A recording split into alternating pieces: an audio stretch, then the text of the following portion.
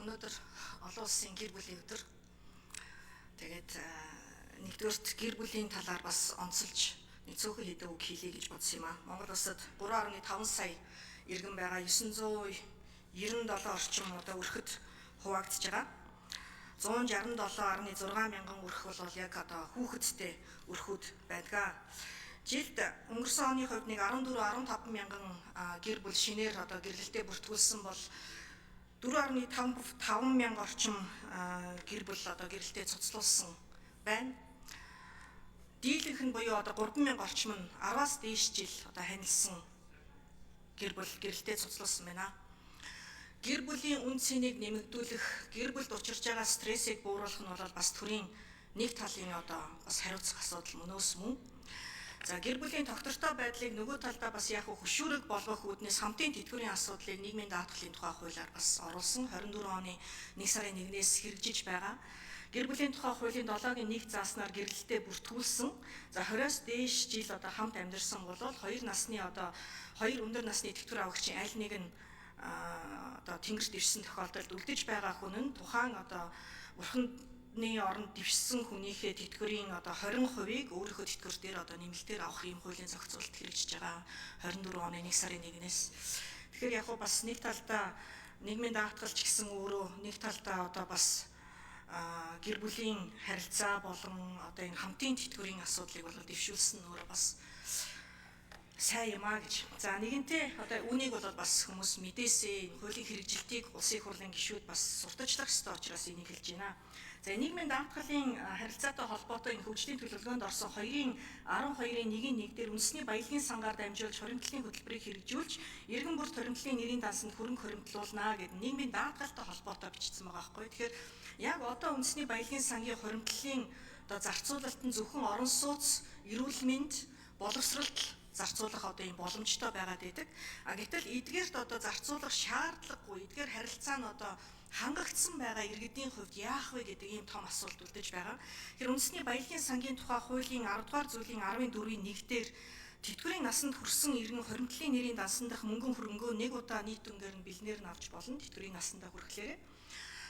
Эсвэл одоо тухайн нэгэнтэй л тухайн хүний нэр дээр нь л одоо хуримтлал үүсээд байгаа юм бол түүнийг одоо бас нас орох юм бол үр хүүхдүүд нь одоо тухайн одоо хөрөнгийг бас иргэний хууль заасны дагуу одоо өвлүүлж бас болно гэдэг заалтыг оруулах шаардлагатай байна. Үүнийг одоо нийгмийн даатгалын сангийн алдагдал төсвийн одоо энэ татаастай хольж утгаад болохгүй гэдэг байдлаар хандаад байх шиг байлээ.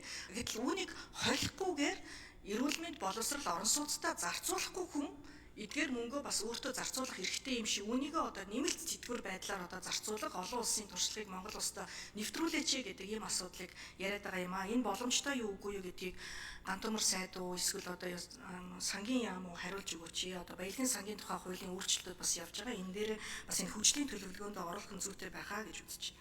За хоёр дахь асуудал нь болохоор энэ зам тээврийн осолтой холбоотойгоор хинт хариуцлах уу ямар санал гаргах вэ гэдгийг би бас мэдэхгүй байна. Түрүүн Эрдэнэ бол гишүүн бас үнийг хэлсэн.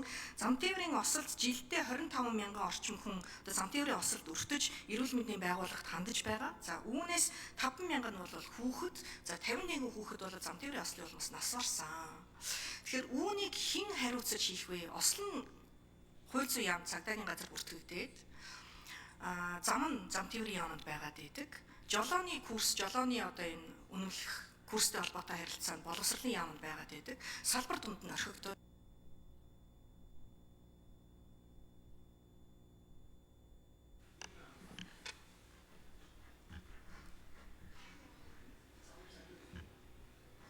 За хариулт хүн байна уу?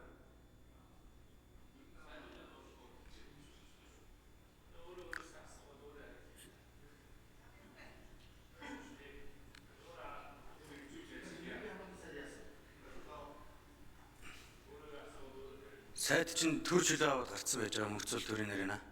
Тэгээ санаачлагаар босч ирээд гишүүдийн асуултанд хариулаач. Дөрөвдүгээр энэ дэр.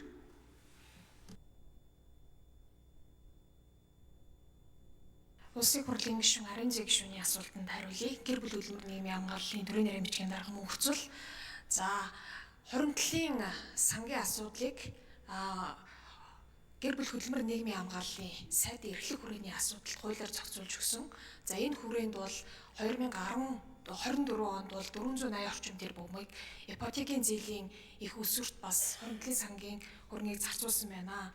За 2030 оноос эхлээд хуулиар эрүүл мэнд боловсрол за бусад асуудал 3 зүйл зарцуулах бол эрх зүйн орчин нээлттэй байгаа. Энэ хүртэл бол зарцуулалт зөвхөн иргэнд хуримтлал байдлаар очихоор зохицуулагдсан. За нийгмийн даатгалын шинжилгээний реформын засгийн газраас энэ хаврын чуулганд өрхөн байргаар төлөвлөгдөж байгаа. За энэ хүрээнд олон давхаргад тэтгэврийн хүрээнд иргэн өөрөө хүсвэл өөрийн хуримтлалыг хоёр дахь зах зээлд оруулах бусад зохицуулалтуудыг бол тусган оруулж байгаа хууль дээр. Тэгэхээр таны саналыг тусган үзэж энэ асуудлыг хэлцэх боломжтой гэж үзэж байна.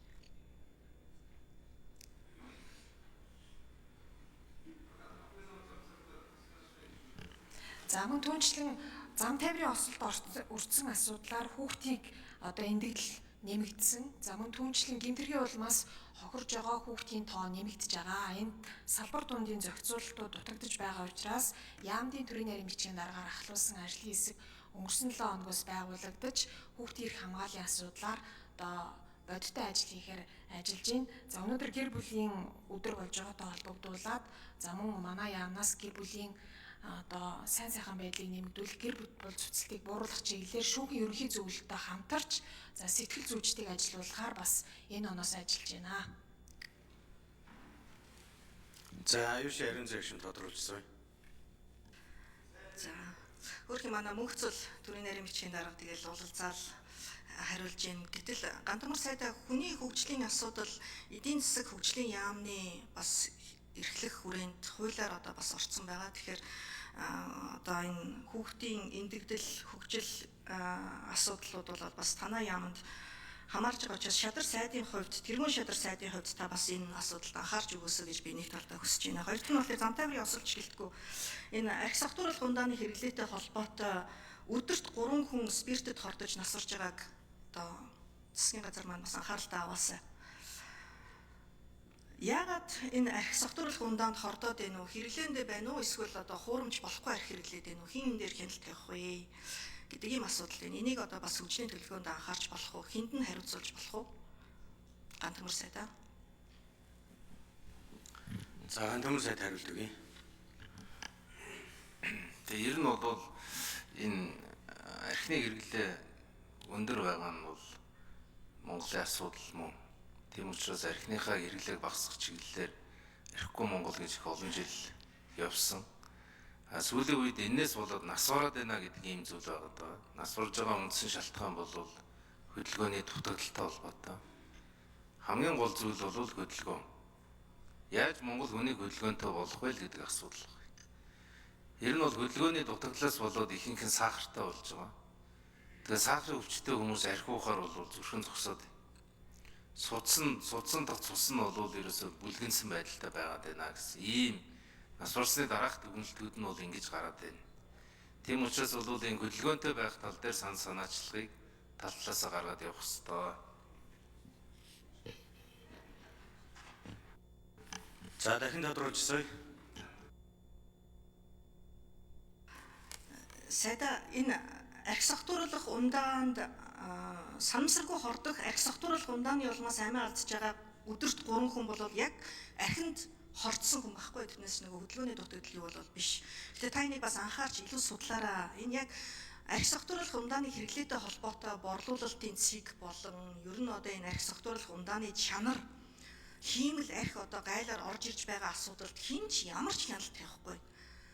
Тэгэхээр энэ бол анхаарах ёстой асуудал баггүй. Тэгэхээр би анхаарах уу эсвэл одоо засгийн газар анхаарах уу гэдэг дээр нэг асуулт байна. Хоёр дахь нь болохоор энэ төсвийн доктортой байдлын зөвлөлийн энэ дүгнэлт дээр их усргүй маш олон төслүүд тавигдсан байна. Хэрэгч хэсэг нь одоо тодорхойгүй хэтэрхий өөдрөг байна гэж тавьсан байна. Маргааш төсвийн хүрээний мэдээлэл орж ирнэ. Ирэх 3 жилд алдагдaltaгүй төсөв батална гэдэгтээ итгэлтэй байна уу? Зөв үү? Заган төмөр сайд хариулт өгье. Тэгээ ер нь манай засгийн газрын онцлог бол заавал йога гэдэг ийм л зарчимтай байна. Эдийн засгийг нэг хүнд оногч байгаа хэмжээг $10,000 хүргэнэ гэсэн бол тэр л үгээл явна. 14 мега төсөл хийнэ гэсэн бол тэрийг л хийн. Тэгээд өнгөрсөн жилийн төсөв батлахад бид нар төсвийг алдагдaltaгүй батлана